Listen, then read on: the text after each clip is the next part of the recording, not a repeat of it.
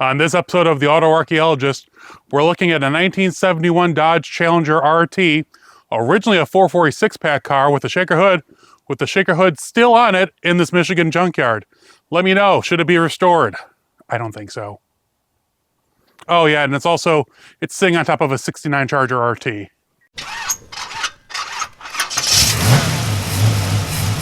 All right here in front of us is a 1969 Dodge Charger RT on the bottom, and on top is a 1971 Dodge Challenger RT 446 pack.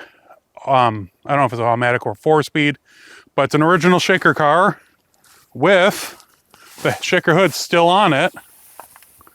But what had happened was, as you can see from the damage, there was a carb fire, and it basically melted everything from the front of the shaker all the way back. And the Charger, someone cut off the front end, because this still had an engine, I think, the first time I saw it. I'll post a picture if it did or not. I could have sworn it had an engine, but it's a real 69 Charger RT. Like I said, I'll post a edited copy of the fender tag. Originally turbine bronze. But as you can see from the Challenger, basically everything in between got just melted up until the tail panel, which is just about perfect. And being a 71 Challenger owner, this makes me very sad because I could use that. But yeah, there's the 71 Challenger tail lights. 1 year only, very unique. Oh man, that one taken, but the reflectors on that thing are worth money. And it was funny, so I was looking at, back in the day, 10 years ago, I was looking at this car, I'm like, oh, 71 Challenger RT, and then I'm like, wait, that looks like a Charger underneath. And you can see the tail lights are still there, and between these two trees, you can see, oh no, that's a Challenger, stuck on a bush. Come on. Come on. There's the Challenger. Ow. Come on. If not, I'll show you the Charger RT emblem, because I have many pictures of it. But you can see there's nothing much left of either, even though everything is currently reproduced for the Charger. The Challenger, not so much. Why is this panning down? Come on, there we go. The Challenger is beyond restoration. I mean, other than the owner telling me that it was a 71 Challenger RT 6-pack car, there's no fender tag, there's no VIN number, there's nothing. The Charger, on the other hand, does have both. It has the fender tag and the VIN number on the car still. So now with AMD making everything to reproduce it, you never know. This one could be restored. I personally wouldn't, but I'm not crazy. I should say I'm not that kind of crazy. Well, no comments on that one. Now, the crazy thing about this 71 Challenger RT and the 69 Charger RT is I had no idea that these were going to be here. I had heard about the AAR CUDA and I knew about it. But when I came around the corner, because the AAR CUDA is just a few cars down in this row, you come around the corner and there, the very first time was a 71 Challenger RT in plum crazy purple shaker car with a tree growing through the shaker.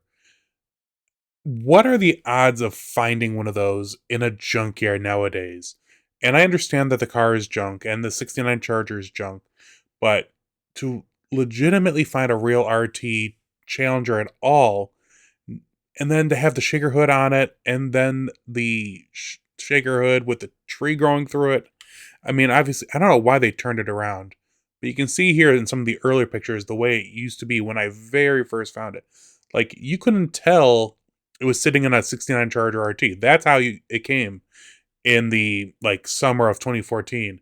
Only when I came in the fall that I finally got a better look at what was there. And okay, you can see the tree had broken in half. Not my fault. But this is when I'm looking at the car. I'm like, huh, that kind of looks like a Charger that it's sitting on top of.